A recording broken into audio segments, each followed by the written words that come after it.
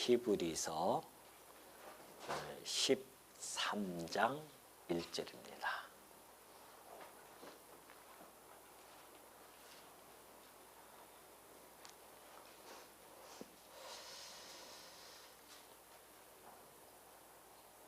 다 찾으신 줄로 알고 봉독해 드립니다. 형제 사랑하기를 계속하고 손님 대접하기를 잊지 말라. 이로써 부지 중에 천사들을 대접한 이들이 있었느니라. 너희도 함께 갇힌 것 같이 갇힌 자를 생각하고 너희도 몸을 가졌은즉 학대받는 자를 생각하라. 모든 사람은 결혼을 귀히 여기고 침소를 더럽히지 않게 하라. 음행하는 자들과 간음하는 자들을 하나님이 심판하시리라. 돈을 사랑하지 말고 있는 바를 족한 줄로 알라. 그가 친히 말씀하시기를 내가 결코 너희를 버리지 아니하고 너희를 떠나지 아니하리라 하셨느니라. 그러므로 우리가 담대히 말하되 주는 나를 돕는 이시니 내가 무서워하지 아니하겠노라. 사람이 내게 어찌하리요 하노라. 6절까지 봉독해 드렸습니다. 우리 지난 시간에 살펴보았듯이 성도는 흔들리지 않은 나라를 부여받은 자들입니다. 흔들리지 않는 나라라고 하는 것은 영원히 멸하지 아니하는 하나님의 나라를 뜻하죠.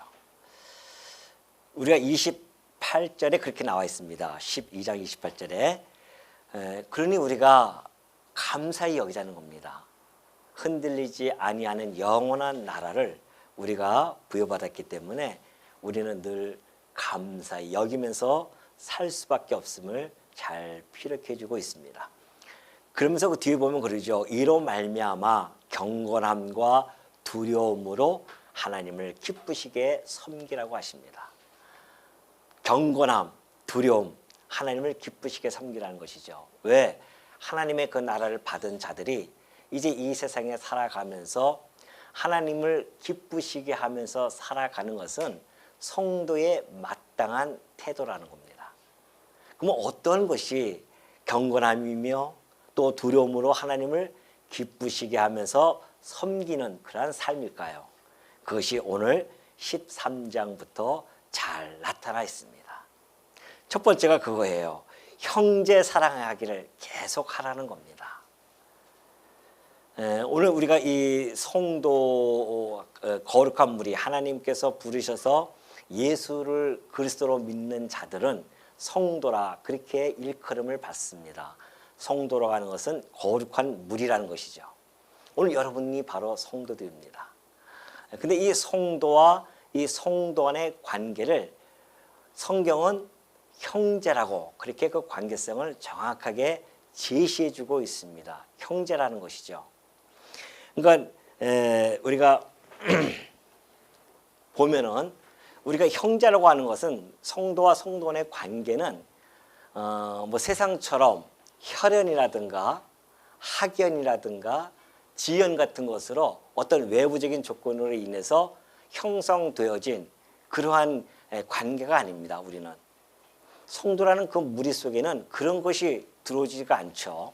오로지 예수 그리스도의 피로 말미암아 엮어진 그러한 관계를 가지고 있습니다. 그럼 예수 그리스도로 피를 통하여서 죄 사함을 받은 자들을 하나님은 아버지라 하시고 우리는 그의 자녀라고 또 그렇게 부름을 받죠. 이것이 바로 지금 제가 이제 그려드릴 그러한 그림 속에서 잘 표현되어져 있습니다. 자, 우리는 이제 교회를 예수님이 교회의 머리 되신다 그랬죠. 그래서 우리가 그분을 주인으로 모시고 살아가는 자들입니다. 그리고 교회는 그의 몸된 지체예요. 몸이라고 하죠. 그래서 우리는 성도 또 이 성도가 있습니다. 성도 다 성도들이죠. 그래서 이게 교회의 모습인데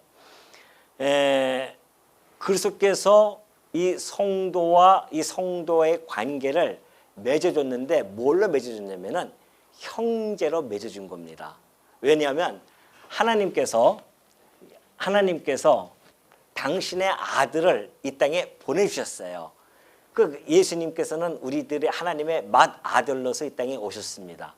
그리고 우리는 그 예수 그리스도를 믿는 자들은 그와 합하여져서 연합이 되어져요. 그래서 한 몸이 되어졌지 않습니까? 그래서 우리도 장자권을 소유받아서 하나님의 나라를 상속받은 겁니다. 어떠한 나라요? 흔들리지 아니하는 나라, 멸망하지 아니할 나라를 상속받았습니다. 우리 주님이 그 나라를 상속받았기 때문에 우리 성도들도 그의 몸이기 때문에 함께 상속을 받은 거예요. 이 얼마나 놀라운 사실입니까? 그러니 하나님과 이 예수 그리스도의 관계는 뭐예요? 아버지와 자녀의 관계란 말입니다. 그러니 우리 성도들도 하나님과 예수 그리스도를 통하여서 하나님과 자녀의 관계가 형성이 되어진 겁니다. 그러니 아버지가 우리 하나님이시고 그의 자녀들은 성도 아닙니까? 예수 그리스도께서 받아들이시고 우리가 그의 지체 되어졌으니까 우리도 장자들이에요. 그래서 우리는 성도는 무슨 관계냐? 형제의 관계가 되어진 겁니다. 우리가 형제님 하잖아요. 이 세상에서 이렇게 막 교회 안에 들어오신 분들은 막 그것이 싫어요. 낯설고 무슨 형제냐? 내 형제는 지금 이남 삼녀 혈흔 있는 내 형제가 형제지. 왜 교회 오면 자꾸만 형제 또 자매 왜 그러냐 말이죠. 그래서 거부감을 느끼는 분들이 참 많이 있습니다. 그럼에도 불구하고 여전히 우리의 관계는 형제의 관계라는 겁니다. 그러니까 여기서도 성경 곳곳에서 다 나타나 있지 않습니까? 형제라고 하는 거죠. 그러면 형제 이런 관계 속에 있는 이 성도들인데 그들에게 베풀어야 하는 그 자세는 사랑이라는 겁니다. 그래서 형제 간의 관계 속에서는 사랑을 지속적으로 하라는데 1차적으로 성도와 성도 간의 사랑의 1차적 사랑의 대상은 성도입니다. 아니 곁에 있는 지체라고 하는 성도도 사랑하지 못하면서 이웃을 사랑할 수 있겠습니까? 그건 어불성설입니다. 그러니까 형제 사랑하기를 지속하라는 거예요. 왜? 이 같은 형제니까. 하나님 안에서 거룩하신 자로부터 우리가 함께 나온 거룩한 자들이기 때문에 형제의 이 관계 속에서는 1차적으로 우리의 사랑 대상이 되어질 수밖에 없다.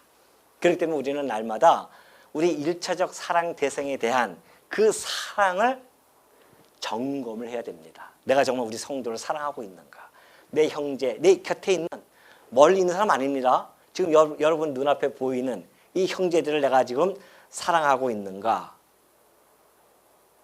사랑이라고 하는 것은요. 자, 이 성도와 성도 간에 서로 사랑하고 있는가? 하나님 자녀됨의 척도가 무엇일까요? 우리가 하나님의 자녀라고 합니다. 하나님의 자녀예요, 우리는. 그럼 하나님의 자녀의 척도가 뭘까요? 그게 사랑입니다. 나는 하나님의 자녀야 하면서 사랑이 없다고 한다면 그건 자기 착각 속에 살아가는 겁니다. 말로는 뭐 나는 하나님의 자녀라 할 수 있겠죠. 그러나 네가 하나님의 자녀라고 하면 입증을 해야 됩니다. 내가 입증이 돼야 돼요. 뭐 세상처럼 무슨 증이 있어가지고서는 하나님 자녀증, 호적이 있어가지고 주민등록증이 있으면 참 좋겠지만은 호적 등본 떼어가지고서는 봐라 내가 하나님 자녀야 이렇게 하면 좋겠지만은 그게 아니란 말입니다.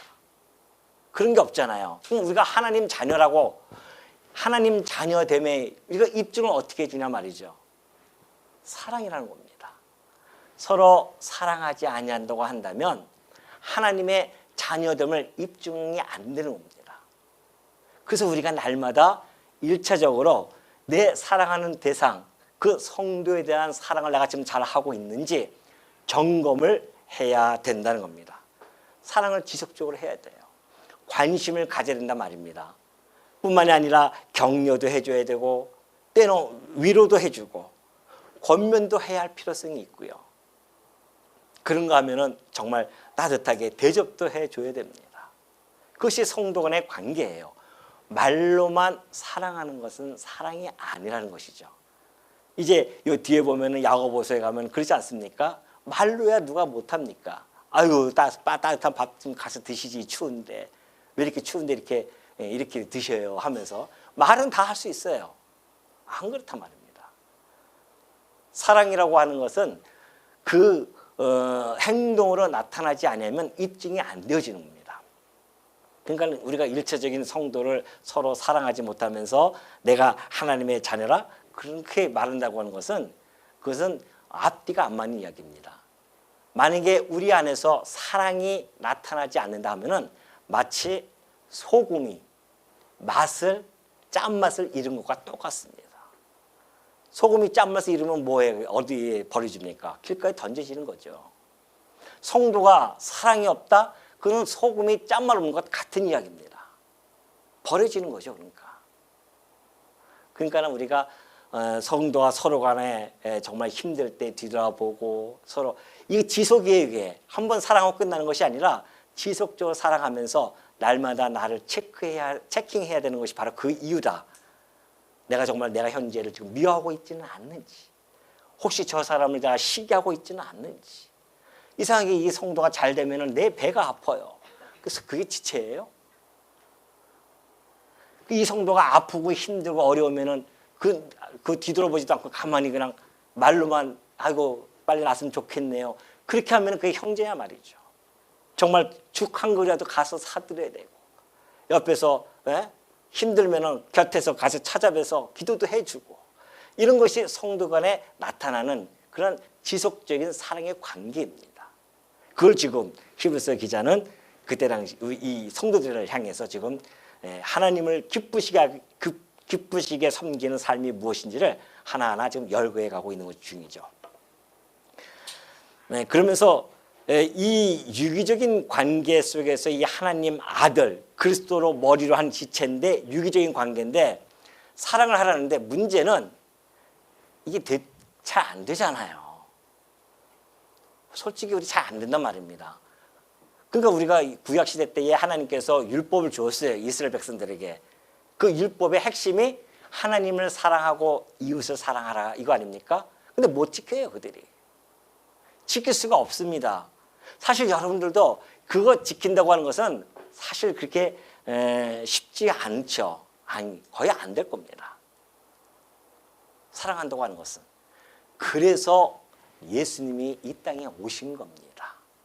왜? 우리를 서로 사랑할 수 있도록 하기 위해서. 자, 한번 볼까요? 요한복음 13장 34절을 보면 예수님이 오셔서 그래요. 내가 너에게 새 계명을 준다는 겁니다. 새 계명을 너희에게 주노니 서로 사랑하라. 그 구약에도 있는 얘기인데요. 근데 왜 새 계명으로 했을까요? 내가 너희를 사랑한 것 같이 너희도 서로 사랑하라는 겁니다. 이게 차이점이에요. 내가 너희를 사랑한 것 같이예요. 자, 서로 사랑할 수 없는 우리는 그런 존재들입니다. 그런데 하나님께서 사랑이 무엇인지를 직접 보여주셨어요. 우리가 아직 죄인 되어졌을 때에 당신의 사랑하는 아들 독생자 예수님을 이 땅에 보내셔서 십자가에서 죽이십니다. 우리가 죄인인데도 불구하고. 그래서 그 십자가를 믿는 자들에게는 모든 죄를 다 도말시켜주는 이 놀라운 은총을 베풀어 주십니다. 이것이 하나님께서는 아낌없이 당신의 독생자를 주는 것, 이것이 사랑의 본질이라는 겁니다. 사랑이라는 건 그런 거예요. 내가 가진 가장 귀한 것을 주는 것이 사랑입니다. 그러니까 하나님께서는 당신이 가장 귀하신 아들을 이 땅에 주신 겁니다. 그래서 우리에게 사랑을 확증시켜줬어요. 예수님은 이 땅에 육신으로 이 땅에 오셔가지고서는 예수님이 뭐 고통을 못 느끼신 분이 아니잖아요. 십자가에서 오롯이 그냥 그 고통을 다 감내하시면서 우리의 죄를 대신 짊어졌단 말입니다. 이것이 사랑의 표현이었어요. 그러니까 예수님이 오셔서 내가 너희를 사랑한 것 같이 사랑이 뭔지를 보여주셨단 말입니다. 우리는 사랑할 수 없는 존재들인데 하나님께서 아들을 통하여 사랑을 보여줬습니다. 그래서 우리는 사랑이 뭔지를 이제 알게 되어진 거죠. 아, 하나님이 내 이 지옥 구덩이에 있어야 할 나를 당신의 아들을 죽이셔서 나를 그곳에서 건져내서 흔들리지 아니할 영원한 천국으로 나를 인도해 주셨구나. 그거 아니겠습니까? 그래서 우리는 그 사랑을 느꼈어요. 내가 도대체 무엇이간데 어떻게 하나님의 아들이 나 대신 죽으시러 이 땅에 오셨냐 말이죠. 그 하나님의 아버지의 사랑을 느꼈단 말입니다. 내가 너희를 사랑한 것처럼 너희도 이제 서로 사랑하라는 겁니다. 이것이 바로 우리에게 주시는 그 새 계명의 말씀입니다. 근데 이것도 이론적으로 안다고 해서 되어지는 것이 아닙니다. 그래서 하나님은 완전히 안전장치를 위해서 성령을 보내신 겁니다. 성령을 통해서 아버지의 사랑을 깨달아야 돼요. 성령이 아니고서는 깨달을 수가 없습니다. 아버지의 사랑을 깨달을 수가 없어요. 근데 우리가 성령을 받은 자들이기 때문에 아버지의 사랑을 깨닫게 되어진단 말입니다. 그래서 아버지의 사랑을 생각할 때마다 감사하고 감격하고 감동하는 거 아니겠습니까? 그래서 우리도 아버지의 사랑을 받은 것처럼 우리도 형제를 서로 사랑하는 마음이 점점 생겨나기 시작하는 겁니다. 그래서 우리 하나님의 사랑이 나를 완전히 사로잡아서 그 사랑이 성도를 사랑하는 힘으로 끌고 가는 것이죠. 그래서 예수님이 이 땅에 오시고 성령이 이 땅에 오신 겁니다. 그러니까 우리는 능력이 없어요. 사랑할 수 있는 능력이 안 됩니다. 그저 미워하길 좋아하지. 우리의 본능, 본성, 죄성은 남 성도를 지체를 갖다가 아니면 형제를 아니면 그 주변에 있는 사람들을 이웃 사람들을 잘 되는 거 꼴을 못 보고 미워하고 시기할 수밖에 없는 존재들인데 놀랍게도 하나님의 자녀됨의 변화가 이렇게 주어지는 거란 말입니다. 하나님의 아들을 믿고 그의 사랑을 깨닫고 나도 그런 사랑을 할 수 없는 자였었는데 점점 사랑하게 되어지고 지체로 유기적인 관계 속에서 서로를 바라보고 격려해주고 위로해주고 힘듦을 손붙들어주고 함께 그 길을 걸어가는 것, 이것이 바로 성도 안에 나타나는 아름다운 사랑의 성도의 생활의 모습, 거룩한 생활의 모습을 잘 설명해 주고 있는 겁니다. 그래서 형제 사랑하기를 계속하라. 우리는 하나님의 사랑을 경험한 자들입니다. 그죠? 성령을 통해서 경험을 했어요. 깨달았단 말입니다. 그것을 실천해 가는 거죠. 이것이 우리가 이 땅에 살아가면서 해야 할 일이라는 것을 우리가 마음속에 깊이 간직하시기 바랍니다. 이것이 가능할 수 있다. 뭐 때문에? 이것 때문에 이것이 가능하다는 겁니다. 이걸 못 기다리면 이건 나타날 수가 없어요. 그러니까 내가 지금 사랑이 안 나타나, 지금 사랑이 안 나타납니다. 그러면 뭐가 아직 형성이 안 됐다? 아버지에 대한 사랑, 아버지가 나를 사랑한다는 걸 깨닫지 못했다는 증거입니다. 이 사랑을 깨닫는 만큼 성도의 사랑은 나타날 수밖에 없다는 겁니다. 이걸 깨닫지 못하면 이거 안 나타나요. 왜? 우리의 이 사랑은 여기서부터 가능케 하는 거니까. 요만큼 깨달으면 여기서 요만큼 나타날 것이고 이만큼 깨달으면 이만큼 깨달아질 것이고. 그러면서 이제 2절에 보면 그래요. 손님 대접하기를 잊지 말라. 이제 계속해서 그러죠. 이 형제 사랑에 대한 그러한 실천적인 방안들이 2절과 3절에 나타나 있습니다. 2절 보면 그렇습니다. 손님 대접하기를 잊지 말라. 이로써 부지 중에 천사들을 대접한 이들이 있었느니라 그래요. 자, 이 내용은 이제 여러분이 잘 아시다시피 아브라함과 롯의 관계의 이야기입니다. 아브라함이요, 이렇게 딱 앉아 있었는데 사람 3명이서 이렇게 와요. 그러니까 그냥 맨발로 뛰어가지 않습니까? 그래서 따뜻하게 맞이해요. 그래가지고서는 그 떡과 그 다음에 송아지까지 잡아가지고서는 아주 영성하게 대접합니다. 그런데 그 3명이 바로 천사들이었어요. 부지 중에 대접을 했는데 아브라함은 알고 보니 천사였단 말입니다. 그래서 그 천사로부터 그는 아들에 대한 약속을 받습니다. 내년 이맘때 네가 아들을 가질 것이야. 뿐만이 아니라 소돔과 고모라가 멸망할 것에 대한 심판에 대한 그 예언을 듣습니다. 누가요? 아브라함이.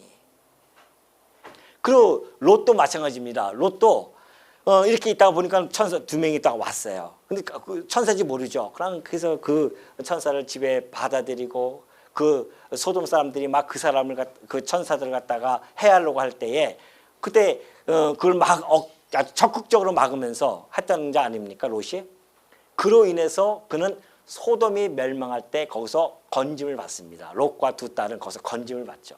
이런 복된 자리에 앉게 되어진 겁니다. 그 대접을 했을 때에 나타나는 결과가 그렇게 아름답게 나타났어요. 지금 히브리서 기자는 그걸 염두에 두고 2절에서 그렇게 이야기한 겁니다. 손님 대접하기를 잊지 말라. 물론 이 손님은 같은 우리 형제일 수도 있습니다. 두 가지로 나타날 수 있어요. 형제. 왜냐하면은 그때 당시에 예수를 믿고 핍박을 받고 유리방황하는 자들이 많이 있었기 때문에 그때 형제가 오면은 그 대접 그냥 따뜻하게 와서 대접해달라. 왜? 너의 형제이니까. 하나님의 같은 자녀이니까. 일체적으로 그런 의미가 있고요. 또 하나는 손님이니까 나그네란 말입니다. 그냥 몰라요. 그냥 따뜻하게 맞아줘요. 왜? 그 사람이 혹 천사보다도 더 우월한 하나님의 자녀인지를 어떻게 아냐 말이죠. 나는 부지 중에 대접을 했는데 그 자가 하나님의 자녀였다는 겁니다. 아직 하나님에게 구원을 받지 못했고 부름을 받지 못한 자이지만 잠재적인 하나님의 자녀란 말입니다. 그러니까 가서 열심히 대접을 하고 맛있게 하고 대화를 나누다 보니까 이분이 그 말씀을 듣고 예수를 믿어요? 하나님의 자녀가 되어진단 말입니다. 이런 복된 자리가 어디 있습니까? 이런 복된 것이 어디 있어요? 아니 부지 중에 천사를 해도 그런 엄청난 은총을 받았는데 부지 중에 하나님의 자녀를 대접했는데 그것보다 더 큰 은총을 어찌 안 받겠냐 말이죠. 그래서 성도는 어떻게든 간에 손님이 또는 내 주변에 있는 또 낯선 사람들이 있다 할지라도 항상 그분이 어떠한 자인지 우리는 모르잖아요. 하나님의 구원받을 자일지 안 받을 자일지 우리는 모른단 말입니다. 그러니까 우리는 그런 분들을 날마다 그리스도인답게 정말 따뜻하게 대접하고 대하고 말 한마디 행동거지 하나하나가 조심스럽게 할 때에 그분들이 우리의 모습을 바라보면서 하나님의 자녀로 돌아오는 이 놀라운 역사가 일어날 수 있기 때문에 지금 히브리서 기자는 손님 대접하기를 잊지 말라고 그렇게 권면을 해주고 있습니다. 그러면서 이제 3절 보면 그래요. 너희도 함께 갇힌 것 같이 갇힌 자를 생각하고 너희도 몸을 가졌은즉 학대받는 자를 생각하라고 그러죠. 고난 중에 있는 우리 성도들이 있습니다. 그런 자들에게 우리 성도로서 취할 태도를 잘 설명해 주고 있죠. 고난을 함께 나누는 것, 이것은요 그리스도의 이 몸에 속한 성도들에게 있어서는 마땅히 해야 할 태도입니다. 아니 이 성도가 아픈데 이 성도가 안 아프겠어요? 같은 지체인데? 여기 손가락이 하나가 베면은 온몸이 다 신경이 쓰입니다. 그게 바로 유기적인 관계이기 때문에 그래요. 그것이 지체예요. 그러니까 한 성도의 고통이 온 몸이 함께 느끼지 못한다고 한다면 그것은 장애예요. 장애. 마비가 되어졌단 말입니다.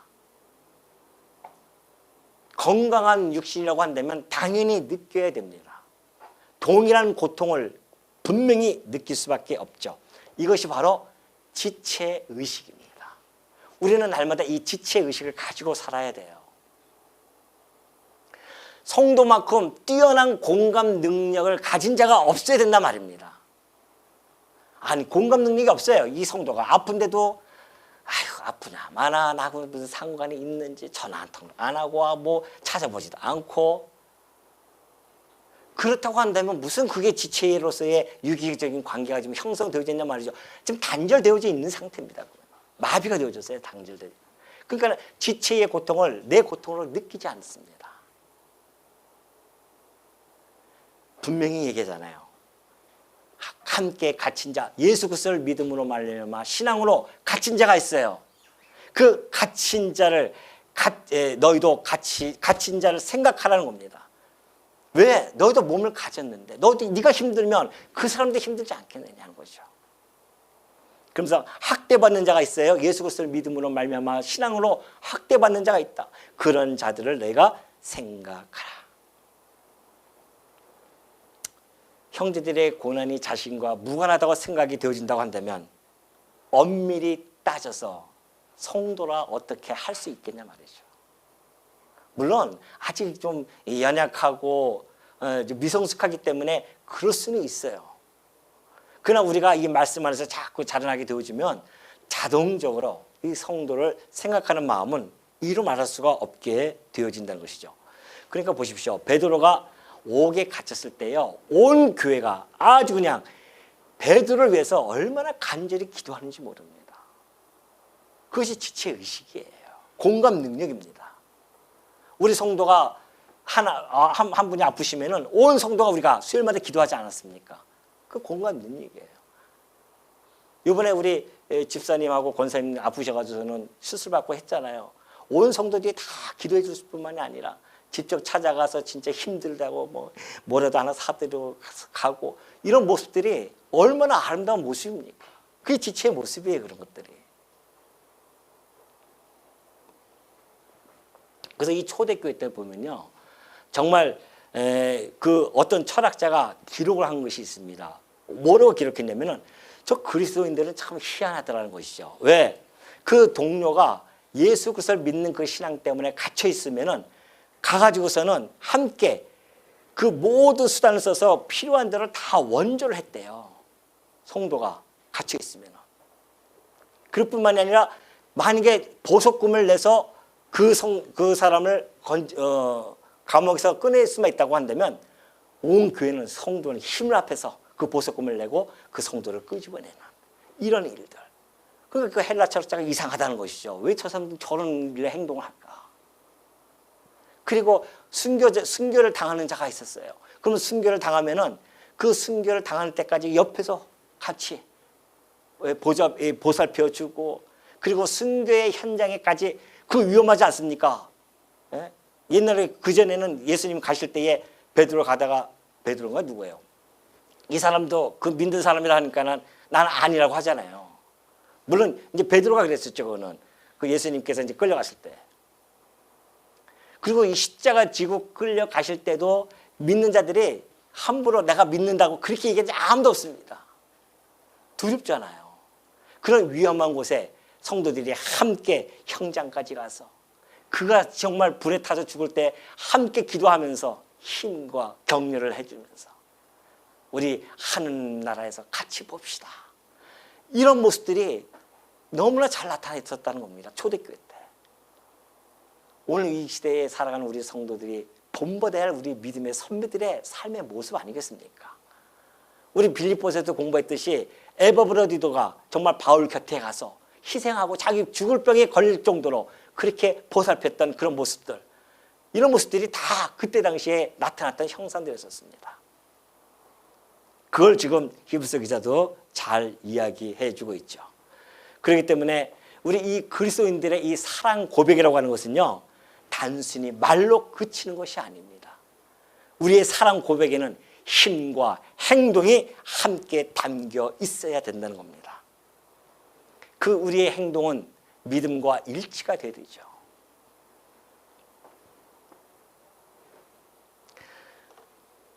왜 우리가 더 그래야 되냐면 우리 주님이 그렇게 말씀하셨기 때문에 그렇습니다. 마태복음 25장 35절 보니까 그래요. 예수님께서 하신 말씀입니다. 내가 줄일 때에 너희가 먹을 것을 주었고, 목마를 때에 마시게 하였고, 나그네 되었을 때에 영접하였고, 헐벗을 때에 옷을 입혔고, 병들었을 때에 돌아보고, 옥에 갇혔을 때에 와서 보았느니라. 그렇게 얘기해 줬어요. 그러니까 거기 그 사람들이 예? 우리가 언제 주를 갖다가 먹을 것을 주었으며 마시게 하였고 영접했고 감옥에 갇혔을 때 와서 보았습니까? 그러니까 임금이 대답합니다. 이르시되 내가 진실로 너희에게 이르노니 너희가 여기 내 형제 중에 지극히 작은, 어려웠어요. 아까 잘려버렸네요. 지극히 작은 자에게 한 것이 곧 내게 한 것이다. 그렇게 이야기하셔요. 아주 중요한 이건 다 이 이야기입니다. 왜요? 여러분이 정말 주님을 사랑하십니까? 주님이 우리를 사랑해요. 여러분 주님을 사랑해요? 사랑해요? 어떻게 사랑하실 거예요? 맨날 아침마다 하늘 보면서 주님 사랑해요 이러실래요? 예? 내 지치게 하는 것이 곧 내게 한 것이야. 여러분 주변에 옆에 있는 성도에게 베푼 것이 주님께 하는 거라니까요. 주를 사랑하는 모습이란 말입니다. 그런데 내 성도를 사랑하지 못하면서 내 지체 사랑하지 못하면서 주를 사랑한다고요? 이런 거짓말이 어디 있습니까? 그건 거짓말이에요. 내 형제를 돌아보지 못하면서 뭘 주님을 사랑한다고? 똑같은 이야기 아니겠습니까? 지금 예수님이 하신 말씀이에요. 우리가 주님을 하나님을 사랑한다고 하는 것은 보이지 아니하는 하나님을 사랑한다고 하는 것은 보이는 형제를 사랑하지 않고서야 어떻게 보이지 않는 하나님을 사랑할 수 있습니까? 우리 주님도 마찬가지예요. 우리 주님도 이 다음에 재림하셔 오실 때나 볼 수 있지. 우리가 이 땅에 살아갈 동안은 볼 수 없단 말입니다. 우리 주님을 갖다가 사랑하는 방식은 이것뿐이 없어요.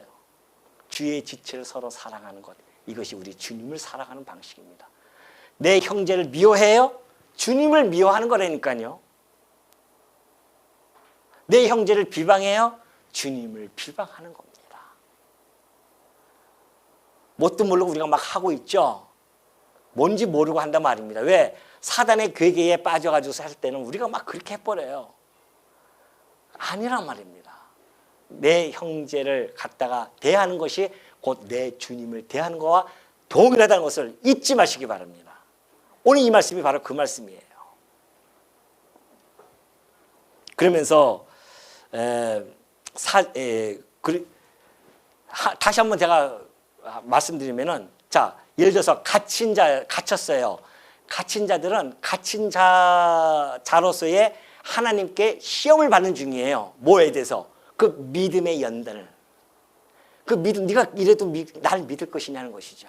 이 어려움이 있어도 네가 날 믿을 거야? 네 믿음이 끝까지 간직할 거야? 라고 하는 시험을 받는 중이에요. 갇힌 자들, 또 고난받는 자들, 병든 자들 다 그렇습니다. 그럼 그 주변에 있는 형제들은 뭐예요? 뭐에 대한 시험일까요? 우리는 아무것도 시험 안 받나요? 아니에요. 네가 형제를 정말 사랑하느냐? 그 시험을 지금 받고 있는 중이란 말입니다. 동일하게 지체이기 때문에 동일하게 시험을 받는 겁니다. 한쪽만 시험 받는 게 아니에요. 저 사람 시험 받는 게 난 상관없어. 천만의 말씀입니다. 곁에 있는 자들은 사랑의 이 의무에 대한 시험을 받는 겁니다. 내가 널 이렇게 사랑한 것처럼 너도 서로 사랑할 수 있느냐? 네 지금 지체가 이렇게 아픈데 너 사랑하고 있느냐? 시험 받는 거고, 이 고난 받는 자들은 고난 속에서 그 믿음의 시련과 연단을 받는 중이에요.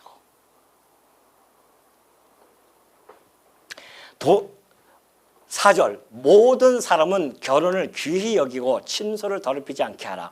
음행하는 자들과 간음하는 자들을 하나님이 심판하시리라. 두 가지가 있습니다. 왜 결혼을 귀히 여기냐를 얘기하냐면, 첫째는 그때 당시에 금욕주의가 있었어요. 금욕주의는 자기의 그 성적인 어떤 정결함을 우리는 난 유지할 거야. 금욕을 통해서 나는 내 성적인 정결함을 난 유지하겠다. 이런 자들입니다. 아주 위험한 자들입니다. 한때 그 금욕주가 있어가지고 수도원 얼마나 많이 생겼습니까? 그게 금욕주의거든요. 그거는 하나의 인본주의적인 하나의 방편입니다. 자기의 그 금욕을 통해서 정결케 하고자 하는 것들. 물론 우리가 절제라고 하는 것이 있죠. 그러나 이 결혼이라고 하는 것은 하나님이 제정하신 아주 소중한 제도예요. 그 제도를 갖다가 무시해버리고 혼인을 금한다? 이것은 잘못된 거죠. 그렇기 때문에 그런 자들의 금욕주의에 대한 경고를 할 뿐만이 아니라, 또 하나는, 자, 결혼을 했어요. 성도가 결혼했단 말입니다. 결혼했으면은 하나님 안에서 맺어진 혼인관계 아닙니까? 그 혼인관계 속에서 이루어지는 이러한 성의 성생활은 얼마나 아름답습니까? 그러나 혼 외에서 이루어지는 성관계는 하나님께서 심판을 한다는 겁니다. 왜? 하나님께서 맺어주신 그 부부간의 그 친서를 더럽히는 일을 했기 때문에 그렇다는 것이죠. 이러한 음행과 간음의 이 행위는 거룩한 백성으로서의 이 존재 기반을 위협하는 그러한 행동이 아닐 수 없다는 겁니다. 음행과 이 간음은 하나님 나라 백성으로서의 그 삶과 양립하여 설 수 없는 겁니다. 그걸 지금 이야기해주고 있죠. 그냥 우리가 살다 보면은 연약하니까 우리가 말씀을 떠나면요 본능에 이끌려 살아갑니다. 인간들은 그럴 수밖에 없어요. 우리가 말씀에 부여잡고 말씀에 사로잡혀 살아가면은 이길 수 있는 힘이 있는데 말씀을 멀리하면 할수록 그런 노출되어 있어요. 본능에 노출되어 있습니다. 우리가 가지고 있는 어떤 성욕에 의해서 살아갈 수밖에 없죠. 그러나 오늘 우리가 이 말씀을 그래서 하나님께서 이 말씀을 이렇게 주신 것은 이 말씀을 통해서 깨달아요. 깨달고서는 이것이 내가 잘못된 거고 이것이 하나님이 싫어하는 것 하나님이 뜻이 아니었구나 깨닫고 나서 뒤돌아서서 성찰하고 회개하고 돌아서면 하나님이 모든 걸 다 깨끗하게 용서해 준단 말이죠. 그런데 그럼에도 불구하고 또 있다가 그걸 또 못 이겨서 또 그렇게 나간다? 그 지속적으로 그렇게 되어질 때 하나님께서는 심판을 해 가신다는 겁니다. 이것은 종말적인 심판만이 아니에요. 내 삶 속에서 나타나는 심판도 그 안에 포함되어 있습니다. 그러니까는 그런 불륜을 저지른 그런 가정들 보십시오. 가정이 깨지고 힘들고 다 어렵지 않습니까? 특히 성도들에게 있어서는 하나님께서 나는 거룩하니 너희도 거룩하라 했던 그 말씀에 의지해서 우리가 이 말씀을 이렇게 하나씩 읽어 나갈 때마다 우리가 성찰하고 뒤로다보고 맞아 내가 그러면 안 되는 거구나. 나는 하나님의 나라 백성이었구나. 나는 이런 사랑을 받은 자인데 하나님이 싫어하는 것 사랑하는 사람이 싫어하는 것을 굳이 할 필요는 없잖아요.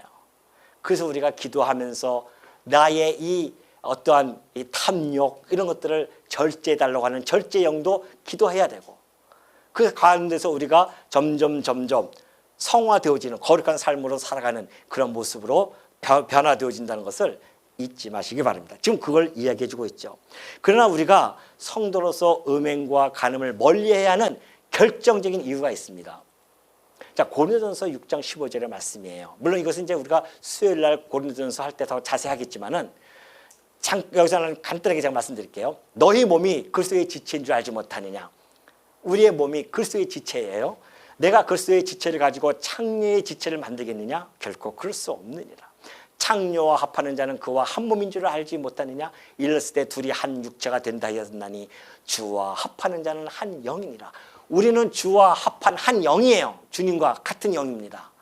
첫째가 그래서 우리가 그러면 안 되고 두 번째는 음행을 피하라. 사람이 범하는 죄마다 몸 밖에 있거니와 음행하는 자는 자기 몸에 죄를 범하느니라. 너희 몸은 너희가 하나님께로부터 받은 바 너희 가운데 계신 성령의 전인 줄 알지 못하느냐. 우리는 성령의 전이에요. 하나님이 거하시는 성령의 전이란 말입니다. 그리고 너희는 너희 자신의 것이 아니에요. 성도는 내 몸이 내 게 아니란 말입니다. 왜? 하나님이 당신의 아들의 피값으로 산 존재들이에요. 내 게 아니라니까요. 하나님의 거예요. 하나님의 거. 그러니 값으로 산 것이 되었으니 그런지 너희 몸을 이렇게 쭉 나오죠. 우리가 성령의 전, 자신의 것이 아니라는 것을 잊지 마시기 바랍니다. 그러니까 우리가 이 히브리서 기자는 이런 말씀들을 다 종합해서 지금 우리 성도들에게 흔들리지 않는 나라를 받은 성도로서의 경건함과 두려움으로 하나님을 기쁘시게 섬기시는 삶이 무엇인지를 구체적으로 지금 하나하나 예를 들어가면서 권면하고 있는 중입니다. 다섯 번째, 다섯 번째가 아니고 5절이죠. 돈을 사랑하지 말고 있는 바를 족한 줄 알라. 그가 친히 말씀하시기를 내가 결코 너희를 버리지 아니하고 너희를 떠나지 아니하리라 하셨느니라. 다음은 돈이에요. 재물관입니다. 성도의 재물관. 돈을 사랑하지 말래요. 아니 세상 사람들하고 원정반대로 갑니다. 세상 사람들은 뭐라 그래요? 돈을 사랑하라고 합니다. 왜? 물질 만능주의가 팽배한 이 사조 속에서 살아가는 이 현대인들에게 있어서는 더욱더 그렇죠. 돈만 있으면 못할 게 없는데요. 어떻게 돈을 사랑하지 아니할 수가 있겠습니까? 돈이 전능자인데 세상은 그 돈을 전능자로 보는 거고요. 성도는 돈이 아니라 전능자가 누구예요? 하나님이란 말입니다. 성도는 돈을 사랑하는 자들이 아니라 하나님과 그리고 그 형제를 사랑하는 자들이에요. 사랑의 대상이 완전히 다릅니다. 이 물욕이라고 하는 것은 우리 인간들이 가지고 있는 탐욕 중에 아주 최대 대표적인 탐심의 악 중에 하나가 이 물욕입니다. 돈을 사랑하는 자들이 얼마나 결말이 잘못됐는지를 우리는 성경을 통해서 많은 예를 볼 수 있습니다. 특별히 우리 아간을 여러분 기억할 겁니다. 여리고성을 들어갑니다. 하나님께서 그 성 무너뜨릴 때 다 하나님께 바치라고 했습니다. 근데 아간은 딱 보니까 금이 있고 은이 있고 막 외투가 막 아주 밍크인가 봐요. 그런 게 하나가 있으니까 그걸 몰래 감췄단 말입니다. 그 가족이 진멸을 당했습니다. 돈이 많은 돈을 사랑했던 부자 청년이 있었습니다. 예수님과 담론을 나눕니다. 예수님이요, 어떻게 해야 구원을 얻습니까? 율법 다 지켜라. 나 다 지켰는데요. 그래? 율법이라는 것이 하나님 사랑, 이웃 사랑이니까 그럼 네 가지고 있는 재산 다 팔아서 이웃에게 나눠주고 내게 와. 그건 아니지 않았습니까? 라고 하면서 떠나요. 그때 예수님이 그 유명한 말씀을 하신 겁니다. 저 부자가 천국에 들어가는 것은 낙타가 바늘귀에 들어가는 것보다 더 어렵다고 하지 않았습니까? 돈을 사랑하는 자들은 흔들리지 않는 나라를 소유할 수 없습니다. 또 아나니아와 삽비라도 있었습니다. 아니 땅을 팔아서 하나님께 바친다고 약속했으면 해야 되는데 바치려고 하다 보니까 약간 아까운 생각이 들었어요. 반만 갖다가 바쳤단 말입니다.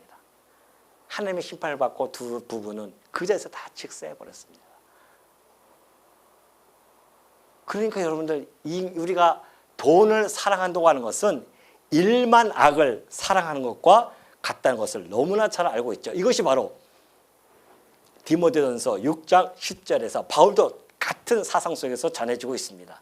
너희들 돈을 사랑하는 것이 일만 악의 뿌리가 된다는 겁니다. 그러니까 여러분 돈을 사랑하니까 돈 앞에서는 형제가 있어요?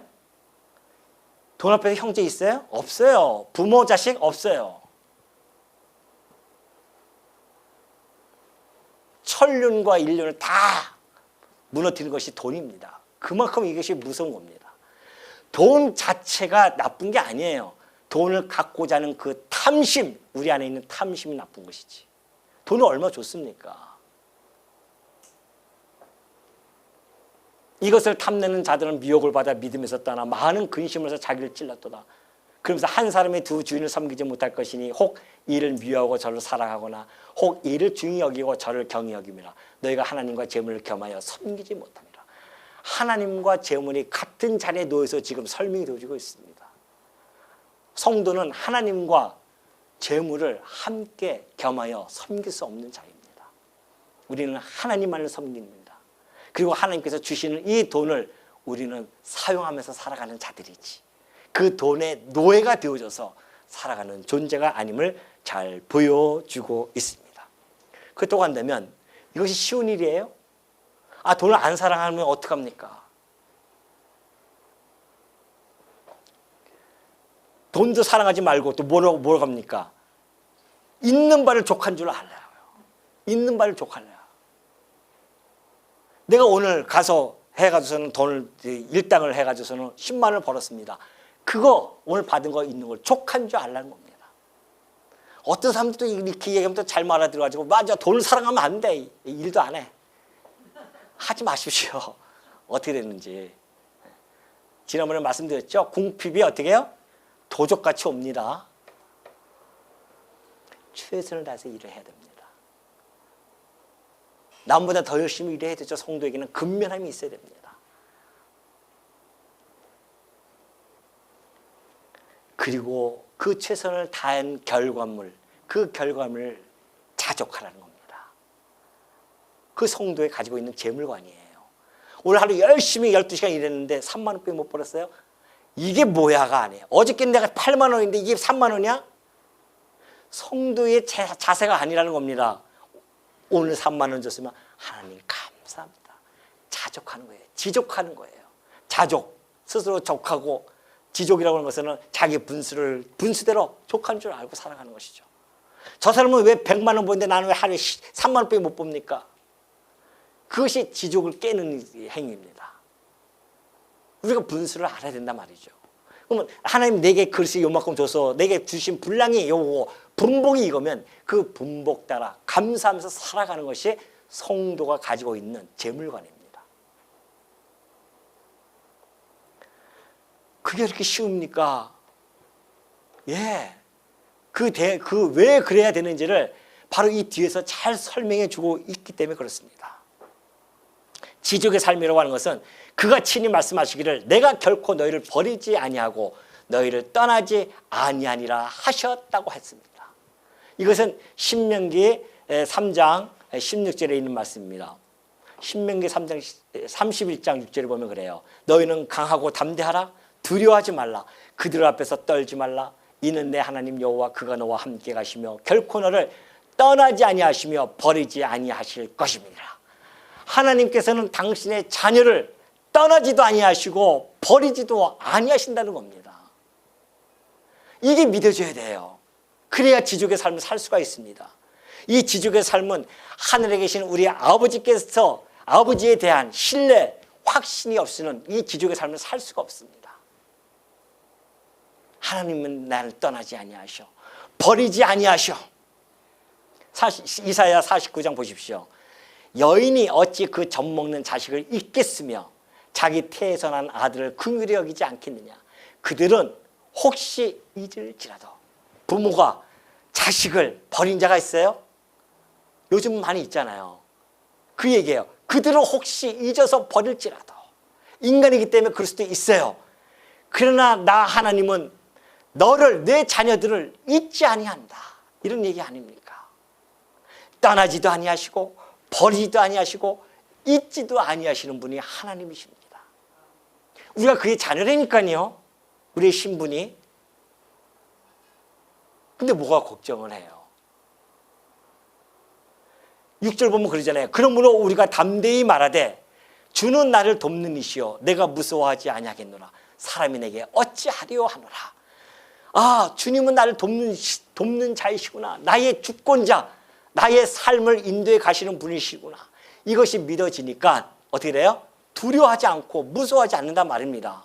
뭐에 대해서? 내 주변의 환경에 대해서 무서워하지 않아요. 두려워하지 않습니다. 어떤 환경이 온다 할지라도 우리는 담대하게 그 환경을 대할 수가 있는 것입니다.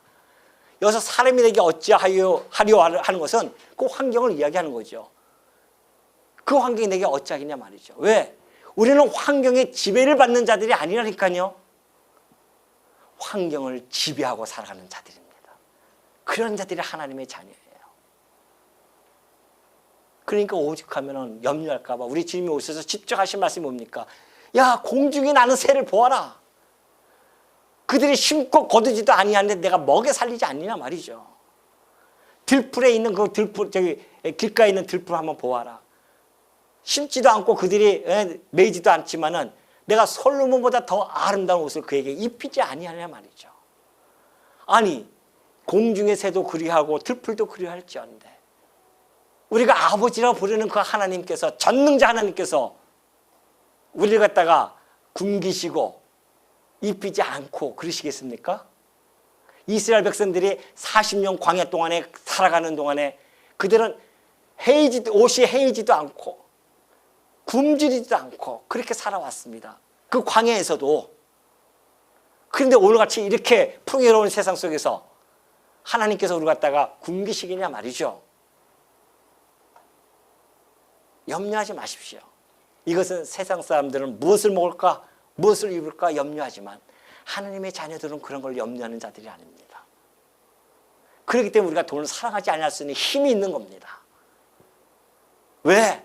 우리 하나님이 우리 아버지이시기 때문에 우리를 고아와 같이 버려두지 않으시고 먹을 것, 입을 것 충분하게 하나님이 다 채워주실 것이기 때문에 우리가 필요할 것 하나님이 아신다고 했습니다.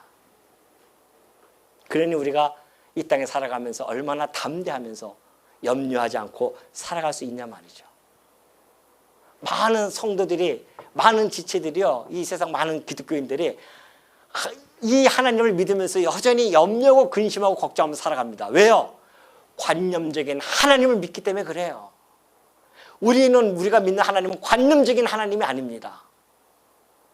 우리가 믿는 하나님은 역사 안에서, 내 삶 속에서 역사하고 있는 살아계신 하나님임을 잊지 마시고 오로지 그 하나님을 의지하면서 그 하나님이 기뻐하시는 삶을 살아가시는 우리 주의 종들이 되어지시기를 당부드립니다.